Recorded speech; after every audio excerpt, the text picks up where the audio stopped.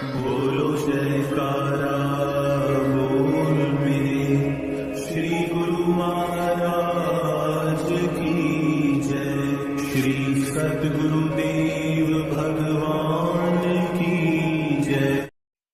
गुरुमुखो, लालच करना हमेशा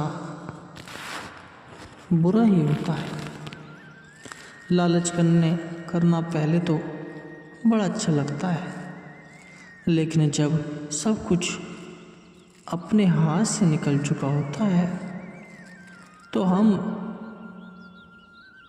बाद में पछताते हैं।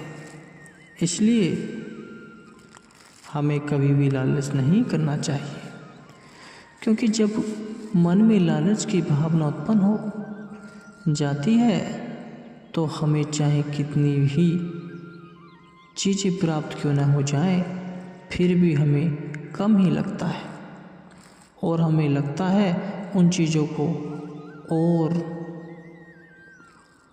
जल्दी पा लें। लेकिन हर चीज़ अपने सही समय पर मिलती है। जैसे कि हम देखते हैं, सूर्य अपने ही समय पर उदय होता है, बरसात अपने ही समय पर होती है।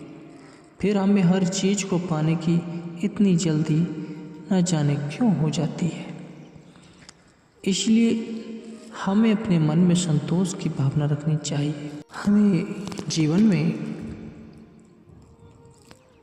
किसी प्रकार का भी लालच नहीं करना चाहिए। जो मिल जाए, समय पे मिल जाए, उसे ही अपना लेना चाहिए,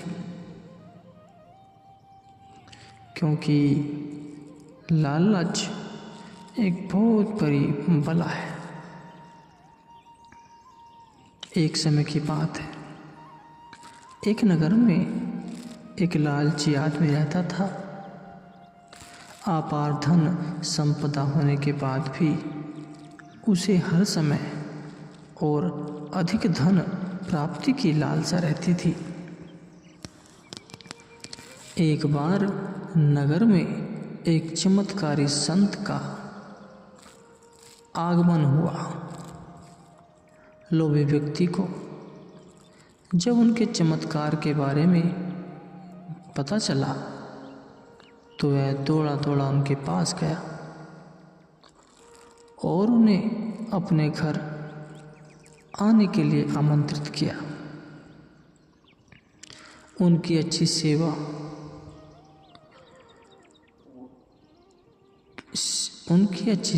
की। सेवा से प्रसन्न होकर नगर से प्रस्थान करने के पहले संत ने उसे 4 दीपक दिए।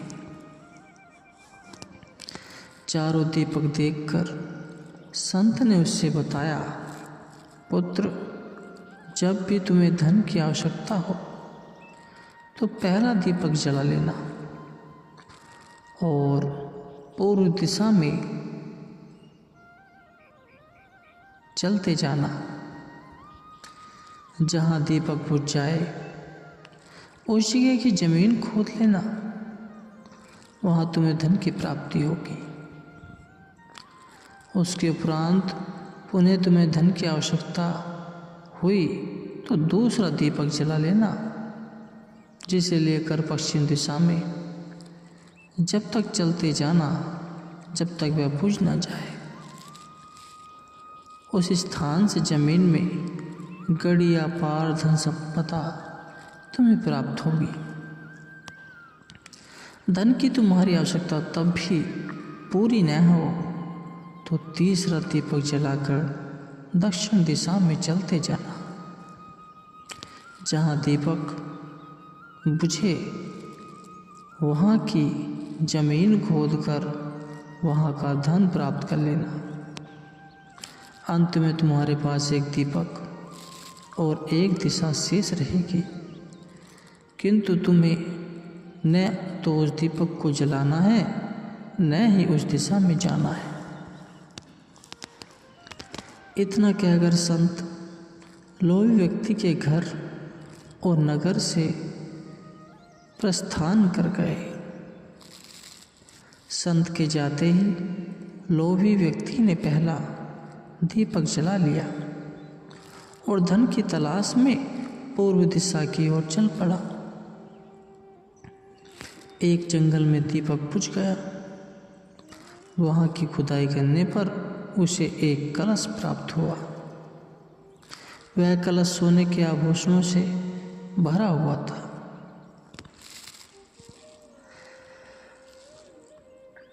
लोभी व्यक्ति ने सोचा कि पहले दूसरी दिशा का धन प्राप्त कर लेता हूँ, फिर यहाँ का धन ले जाऊँगा। वह कलश वहीं झाड़ियों में छुपाकर उसने दूसरा दीपक जलाया और पश्चिम दिशा की ओर चल पड़ा। एक सुनसान स्थान में दूसरा दीपक बुझ गया। लोभी व्यक्ति ने वहाँ की जमीन खोदी। उसे वहाँ पर एक संदूक मिला जो सोने के सिक्कों से भरा हुआ था। लोभी व्यक्ति ने वह संदूक उसी गड्ढे में बाद में ले जाने के लिए छोड़ दिया। अब उसने तीसरा दीपक जलाया और दक्षिण दिशा की ओर बढ़ गया। वह दीपक एक पेड़ के नीचे बुझा। वहाँ जमीन के नीचे लोभी व्यक्ति को एक घड़ा मिला जिसमें हीरे मोती भरे हुए थे। इतना धन प्राप्त कर लोभी व्यक्ति प्रसन्न हो उठा और बहुत प्रशंसा उत्पन्न की, किंतु उसका लोभ और बढ़ गया। वह अंतिम दीपक जलाकर उत्तर दिशा में जाने का विचार करने लगा, जिसके लिए उसे संत ने मना किया था। किंतु लोभ में अंधे हो चुके व्यक्ति ने सोचा कि अवश्य ही उस स्थान पर इन स्थानों से भी अधिक धन छुपा होगा जो संत स्वयं रखना चाहते होंगे। मुझे तत्काल वहाँ जाकर उससे पहले उस धन को अपने कब्जे में ले लेना चाहिए। उसके बाद सारा जीवन मैं ऐशो आराम से बिताऊंगा।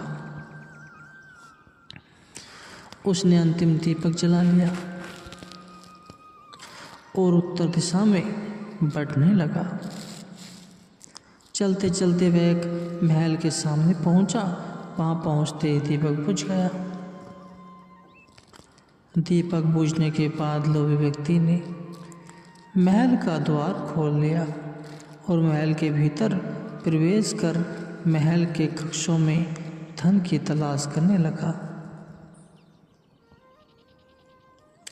एक कक्ष में उसे हीरे जवाहरातों का भंडार मिला, जिन्हें देख उसकी आंखें चुंधिया गई। एक अन्य कक्ष में उसे सोने का भंडार मिला। अपार धन न देख उसका लालच और बढ़ने लगा। कुछ आगे जाने पर उसे चक्की चलने की आवाज़ सुनाई पड़ी। वह एक कक्ष से आ रही थी। आश्चर्यचकित होकर उसने उस कक्ष का द्वार खोल लिया। वहाँ उसे एक वृद्ध व्यक्ति चक्की पीसता हुआ दिखाई पड़ा।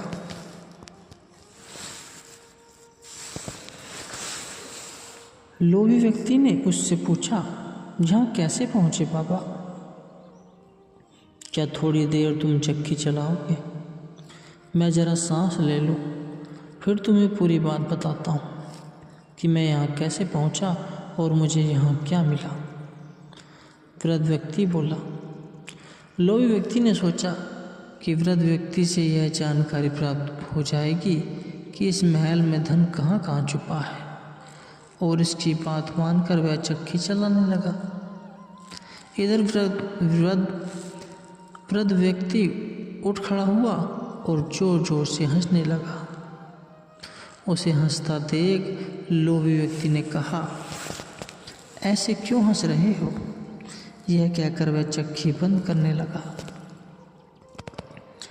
अरे अरे चक्की बंद मत करना, अब से ये महल तेरा है, इस पर अब तेरा अधिकार है, और साथ ही इस चक्की पर भी। ये चक्की तुम्हें अब हर समय चलाते रहना है, क्योंकि चक्की बंद होते ही ये महल ढह जाएगा और तू इसमें दब कर मर जाएगा। गहरी सांस लेकर वृद्ध व्यक्ति आगे बोला, संत की बात ने मानकर मैं भी लोभवश आखिरी दीपक जलाकर इस महल में पहुंच गया था। तब से यहाँ चक्की चला रहा हूँ। मेरी पूरी जवानी चक्की चलाते चलाते निकल गई। इतना कहकर वृद्ध व्यक्ति चला गया। लोभी व्यक्ति चक्की पीसता और खुद को कोसता रह गया। तो गुरुमुखो, इसलिए लालच बहुत बड़ी बुरी बला है। कभी धन का लालच नहीं करना चाहिए। इस लालच को अपने अंदर नहीं आना चाहिए। इससे जीवन में बहुत कठिनाइयाँ आ सकती हैं। जीवन भर दुखी रहना पड़ सकता है। इस जीवन को सरल तरीके से व्यतीत करो, कभी किसी प्रकार का लालच न करो।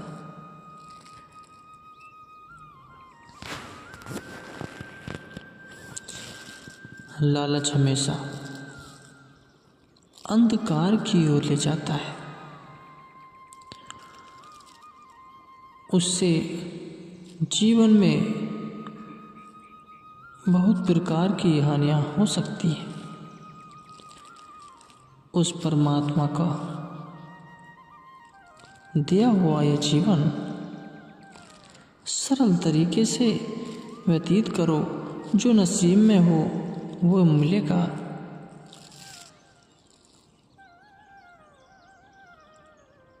माया के लालच से बचे रहना चाहिए। माया कभी किसी की नहीं हुई है। इसका लालच कभी नहीं करना चाहिए। इस लालच से बचें। इस लालच से बच रहोगे तो जीवन में खुशहाल रहोगे। जीवन सरल तरीके से चलता रहेगा।